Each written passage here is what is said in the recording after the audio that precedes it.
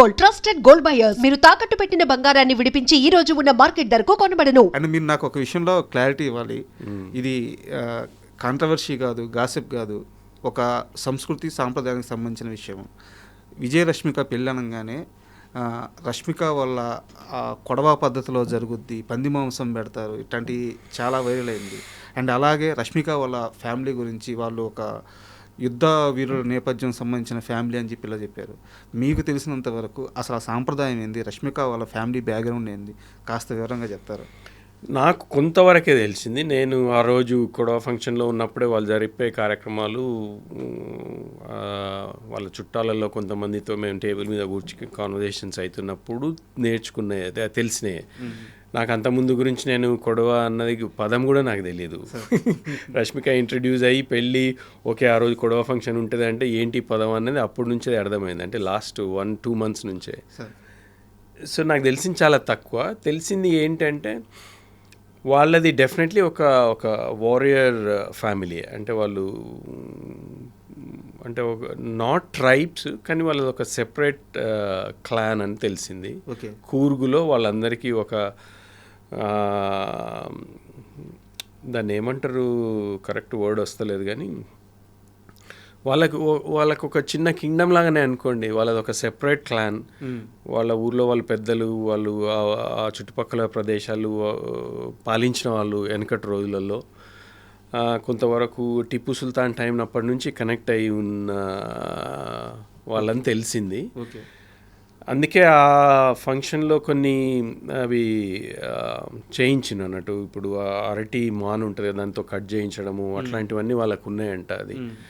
అది చేస్తే అంటే వీడు ఎంత బలం ఉన్నాడు, ఎంత వీరుడు అన్నది ప్రూవ్ చేసుకోవాలంటే ఒకటే షాట్కి దాదాపు ఒక 10 ఒక నిలబెట్టి ఉన్నాయి అన్నట్టు. ఒక మాన్లు, అరటి మాన్లు ఒక 10 దాకా ఆ కత్తి తీసుకొని ఒక్కొక్కటి స్లైస్ చేసుకుంటూ ఒకటే దెబ్బ కొట్టేసేయాలన్నట్టు. అవన్నీ చేసిండ్రు అక్కడ, అంటే ఒక ట్రెడిషనల్గా. అవన్నీ చూస్తే అనిపించింది వాళ్ళకంటే వాళ్ళకు ఒక ట్రెడిషన్ ఉంది, ఒక ఐడెంటిటీ ఉంది, and they are totally different to usual అన్న కన్నడ పీపుల్, అదైతే గ్యారంటీ. అంటే కూర్గ్లో డిఫరెంట్గా ఉన్నారు వాళ్ళు. ఇంకొక విషయం తెలిసిందంటే కూర్గ్ అన్నది ఒక స్మాల్ ప్లేస్ అయినా కానీ వాళ్ళ కాంట్రిబ్యూషన్ స్టేట్కి, అంటే ట్యాక్స్ ఎంత పే చేస్తుండ్రో అది అంటే డిస్ప్రపోర్షనేట్గా ఉంది. మిగతా డిస్ట్రిక్ట్స్తో పోలిస్తే కూర్గ్ ఇస్తున్న కాంట్రిబ్యూషన్ చాలా హైగా ఉంది. ఇన్ రిటర్న్ ఆ ఇన్వెస్ట్మెంట్ వాళ్ళకి దొరుకుతలేదు అన్నది వాళ్ళకు ఒక డిసప్పాయింట్మెంట్ అని తెలిసింది నాకు. అది వీళ్ళు ఇస్తున్న డబ్బులకి ఇన్ రిటర్న్ ఇన్వెస్ట్మెంట్లు మళ్ళీ కూర్కి చాలా తక్కువ వస్తుందంట. అది అంటే they are lobbying, they are trying to, అంటే ఒక ఫెయిర్నెస్ ఉండాలన్నది వాళ్ళు దే ఆర్ స్టిల్ ట్రయింగ్ అని తెలిసింది. సో అంతవరకే తెలుసు, నాకు ఇంకెక్కువ ఏం తెలియదు. ఈ పంది మాంసం అది అన్నది అనేటోడు అంటూనే ఉంటారు. బట్ నిజం కాదా అక్కడ పెట్టినరా లేదా అన్నది? అక్కడ ఉండింది పంది మాంసం. అంటే అది సంస్కృతి అంతే. మనమే ఇప్పుడు భక్త కన్నప్ప ఉన్నాడు, ఆయనకి ఏం చేయాలో తెలియదు. దేవుడిని పూజించాలంటే దొరికిన దాంట్లోనే పూజించిండు. అప్పుడు అంటే ఇది రెలవెంటో కాదని అనేది ఒక ట్రెడిషన్ ఉన్నప్పుడు వాడికి దొరికింది, మాంసమే పెట్టిండు కదా శివుడికి. అది తప్పు అని మనం ఇప్పుడు హిందువులు అంటారు, అదంటారు, ఇదంటారు, కానీ ఆయన పాయింట్ ఆఫ్ వ్యూలో నేను దేవుడినే ప్రేమిస్తున్నా అన్నది వాళ్ళ అది నేను అనేది. అది ఒక ట్రైబ్, అది ఆచారం అన్నది అంతే. ఇప్పుడు తెలంగాణలో మేము ఇది కూడా చూసిన, నేను వ్రతం అయిన తర్వాత మాంసం పెట్టుడే. వ్రతం జరిగింది ఒకరి దగ్గర, మాంసము అక్కడెక్కడో ఊరోళ్ళ కోసం మేము ఫస్ట్ టైం ఊరికి డిన్నర్ చేస్తున్నాం. ఇప్పుడు ఊరోళ్ళకి పిలిచి వాళ్ళకి దావత్ కదా, అది మనము ఇస్తున్న పార్టీ. వాళ్ళకి ఉట్టి పప్పు భోజనం పెట్టి పంపిస్తే బాగుంటుందా? ఫస్ట్ ఆఫ్ ఆల్ తెలంగాణలో అసలు అది లేదు. తెలంగాణలో మీకు తెలిసిందే కదా. సో వ్రతం జరిగి పూజ అంతా అయిపోయిన తర్వాత ఎక్కడెక్కడ క్లోజ్ అయిన తర్వాత లంచ్ స్టార్ట్ అయింది. అది కూడా ఎక్కడో దూరంగా. అది మా ట్రెడిషన్, అది తెలంగాణలో మనకు ట్రెడిషన్. అది కొంతమంది అన్నారు వ్రతం అయిపోయిన తర్వాత ఇలా నాన్ వెజ్ ఎలా పెడతారు, కానీ తెలంగాణ ఇప్పుడు కాదు, వెనకటి నుంచి. ఇప్పుడు వచ్చిన ఈ రిసెప్షన్లు అవి, ఇప్పుడు మా అక్కయ్య అప్పుడు పెళ్ళైనప్పుడు వ్రతమే రిసెప్షన్ ఇంకో సెపరేట్ ఉండకపోయేది కదా. పెళ్ళి అయిపోయిన తర్వాత ఊరికి పోయేసి అత్తగారు ఇంట్లో వ్రతం జరిగేది. వ్రతం జరిగినప్పుడే ఆ మిగతా పెళ్ళికి రాని చుట్టాల వాళ్ళందరికీ కూడా డిన్నరో లంచో అది క్రియేట్ చేస్తే మనము ఒక మేకనో ఒక గొర్రెనో కోసి భోజనం పెట్టేది. అదే సేమ్ ట్రెడిషన్ వి ఫాలోడ్. అది ఇష్టం లేనివాడు ఎన్నో అంటుంటారు, మనం అవి పట్టించుకుంటుంది. సార్ మీ కెరీర్కి సంబంధించి ఒక సీరియస్ క్వశ్చన్ అండ్ సజెషన్ కూడా అనుకోండి, నాకున్న అతి తక్కువ పరిజ్ఞానం మేరకు, బట్ దీన్ని ఎలా తీసుకుంటారో మీ ఇష్టం. ఇప్పుడు నేను చాలామంది ఆర్టిస్టులని ఇంటర్వ్యూ చేస్తుంటాను. ఇక్కడ మేకర్స్కి ఆర్టిస్టులకి మధ్య కన్ఫ్యూజన్ అనేది ఉండకూడదు.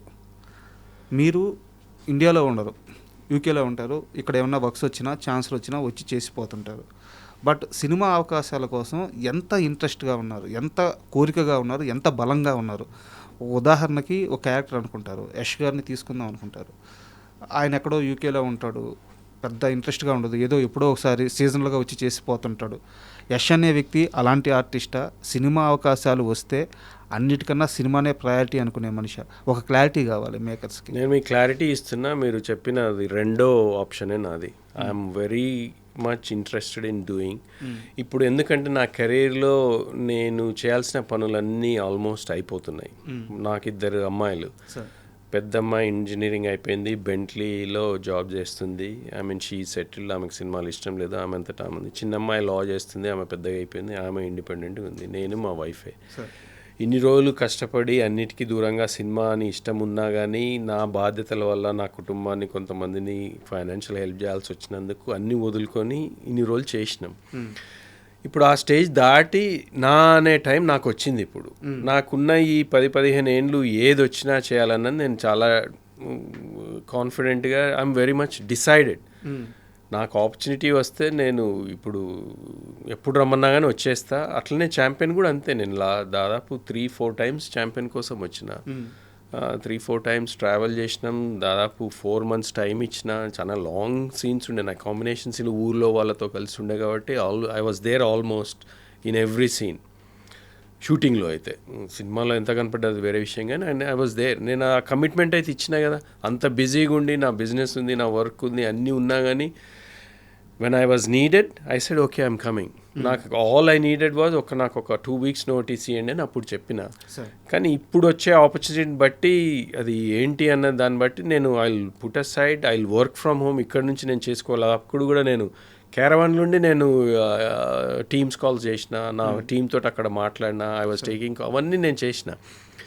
కానీ అది ఎప్పుడు కూడా డిస్ట్రప్టివ్గా వర్క్, షూటింగ్లో ఎక్కడ ఎవరికి తెలియదు కూడా తెలియదు. So I'm very committed, I'm determined. If there is a good opportunity, I want to prove my self as an actor కూడా. యాక్టింగ్ అంటే నాకు చాలా ఇష్టం, నిజంగా చెప్తున్నా, చాలా ప్యాషనెట్గా చెప్తున్నా. మీకు తెలిసినా కానీ ఎవరైనా యాక్టింగ్ ఆపర్చునిటీస్ ఉన్నా కానీ just refer my name. I'm ready to do any role. As an artist, I just wanted to do some good characters. Just ఈ క్లారిటీ కోసమే అడిగాను సార్ నేను ఈ క్వశ్చన్. అండ్ ఇక్కడ ఇంకో క్వశ్చన్ కూడా మీరు తప్పుగా అనుకోవద్దు. విజయ్ దేవరకొండ మేనమామ అనేది మీకు పర్సనల్గా అవకాశాలు అడగడానికి ఇది మీకు మైనస్ అయ్యే అవకాశం ఉంది కదా? ఉంది. కొంతమంది అంత పెద్ద ఆయనకి ఇంత చిన్న రోల్ ఏమిద్దామని అనుకోవచ్చు. కొంతమంది దగ్గరికి వెళ్ళి మీరు ఈ రేంజ్లో ఉండి వెళ్ళి వీళ్ళని అవకాశం, మా ఓడికి ఏమైనా బ్యాడ్ నేమ్ అవ్వద్దేమో అని చెప్పి ఇది ఒక సమస్య ఉంది. సో దీన్ని ఎలా దాటాలి? అది నిజంగా చాలా very interesting question and very good question మీరు అన్నది. నేను కూడా చాలా రోజుల నుంచి ఆలోచిస్తున్నా. అంటే నేను విజయ్ పాయింట్ ఆఫ్ వ్యూలో ఆలోచిస్తే నేను ఆయనకి ఒక బ్యారియర్ కావద్దు. అంటే రెప్యుటేషన్ పాయింట్ ఏంది, మీ మామ వచ్చి అక్కడ అడుగుతున్నాడు, ఇక్కడ వచ్చినాడు అనేది బాగుండదు. అట్ ద సేమ్ టైం మీరు అన్నట్టు ఆపర్చునిటీ ఇవ్వాలంటే ప్రతి చిన్న రోల్ ఏదో కనపడే రోల్ ఆయన ఎందుకు అంత దూరం నుంచి పిలిచి ఈ రోల్కి ఎందుకు పిలుస్తామని కొన్ని ఆపర్చునిటీ అసలు రాకపోవచ్చు. అది అన్నట్టే అది చూడాలి ఎట్లా ఇవాల్వ్ అవుతుంది అన్నది. బ్రేక్ చెయ్యాలి, అదైతే కరెక్టే. కానీ ఛాంపియన్లో అవకాశం ప్రదీప్కి నేనెవరో తెలీదు. పెళ్లి చూపులు యష్ రంగనాథన్ పేరు వినింటాడు కానీ నేను ప్రదీప్ ఎప్పుడు కనెక్ట్ కాలేదు, ఎప్పుడు మేము ఫేస్ టు ఫేస్ మాట్లాడుకోలేదు. ఆయన సంహౌ ఎవరో ఫోటో చూపిస్తారా, ఇది బాగానే ఉంది, కొన్ని ఫోటోలు పంపించండి ఒక ఊరోడ్లాగా అంటే, నేను లండన్ నుంచి ఆ గెటప్లో కొన్ని ఫోటోలు పంపిస్తే అది కూడా నచ్చి దాని తర్వాత ఒక స్క్రిప్ట్, ఒక 1 page డైలాగ్స్ పంపించాను. ఓకే ఇది చేసి పంపించండి చూద్దాము అంటే అది చేసి పంపించిన, అది కూడా నచ్చింది వీడియో. అది నచ్చిన తర్వాతనే ఆయనకు తెలిసింది ఓకే యశ్రంగిని అంటే ఇంకా బాగుంది కదా అనుకొని అప్పుడు తీసుకున్నారు. సో అది ఒక నేను ట్రై చేయకుండా వచ్చిన ఆపర్చునిటీ అది. సార్ అట్లా ఎవరైనా చూసి నిజంగా నేను సూట్ అవుతా కొన్ని క్యారెక్టర్స్కి అంటే ఐఎమ్ రెడీ టు డూ. కానీ మీరు అన్నట్టు అది ఎంతవరకు మరి జనాలు అది ఎట్లా బ్రేక్ చేయాలో మరి అది I don't know. But I'm here to do good roles if there is an opportunity. Vijay మేనమామగా నేను అడుక్కొని చేయాలని అయితే లేదు. I don't want to be pain for Vijay ఆయన రెప్యుటేషన్ పాడు చేయాలి. కానీ అట్ ద సేమ్ టైం నాకంటూ ఐఎమ్ అన్ ఇండివిజువల్. నాకు ఒక ఐడెంటిటీ ఉంది. నా కెరీర్ వేరు, విజయ్కి నాకు సంబంధం లేదు కెరీర్ పాయింట్ ఆఫ్ వ్యూ. వాడిది నాది అంతే. సో అట్లాంటప్పుడు people should see me as a Yash Rangineni, not Vijay's మేనమామ. As long as they see that, I hope they will consider me for those roles. Yeah. Sir, last 2 questions. ఇప్పుడు ఎక్కడ ఉన్నారు మా జంట? వాళ్ళు నేను ప్లేస్ చెప్పాను కానీ దే హ్యాడ్ ఒక 4 days బ్రేక్ దొరికింది ఇమీడియట్గా. హనీమూన్ అని కాదు కానీ అదే వాళ్ళు హాలిడే పోయినరు. They wanted to go away from all this chaos. ఇన్ని రోజులు ఇంతమంది చుట్టుమధ్యలో అంత అటెన్షన్ వాళ్ళ మీద ఉండే కదా. So they wanted to spend quiet time before మళ్ళీ వాళ్ళిద్దరు షూట్ స్టార్ట్ అవుతుంది నెక్స్ట్ వీక్ నుంచే. ఇద్దరు మళ్ళీ సెపరేట్ అయిపోతారు for at least 2-3 weeks. They are not seeing each other. So అందుకే ఈ 4 days గ్యాప్లో we wanted to have a quick ఒక పీస్ఫుల్ బ్రేక్ అని పోయినరు. So yeah there just. And మీ మేనల్లుడు కాకుండా మీకు ఇష్టమైన హీరో ఎవరితో యాక్ట్ చేయాలని ఉంది? నాకు సీనియర్ ఎన్టీఆర్ అంటే చాలా పిచ్చి. చాలా ఎస్వి రంగారావు గారు, ఎన్టీఆర్ గారు, they are the 2 people who really inspired me. First నుంచి కూడా ఎన్టీఆర్ గారి సినిమాలు ప్రతి ఒక్కటి చూసిన ఆ కాలంలో.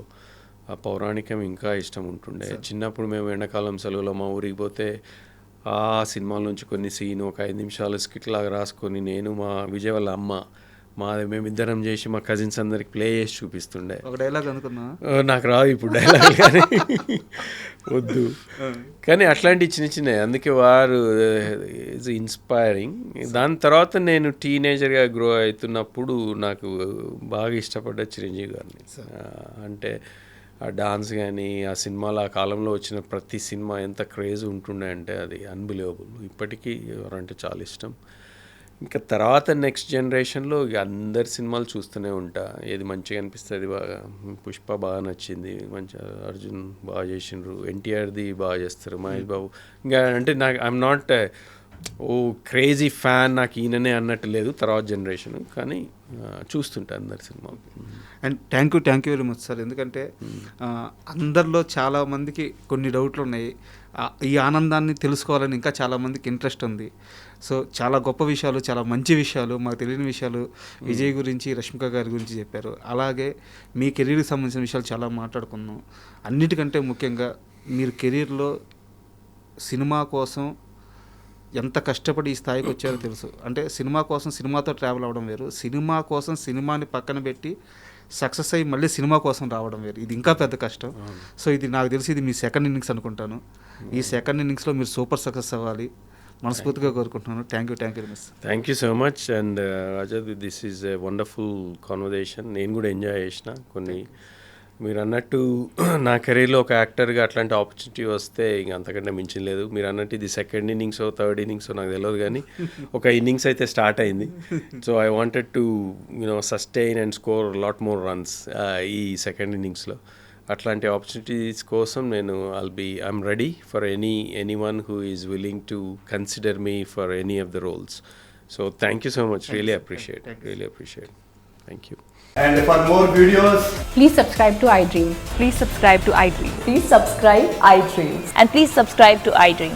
For more videos, subscribe to iDream. please like, share and subscribe to the channel. Congratulations, iDream. Subscribe to iDream. Subscribe to iDream.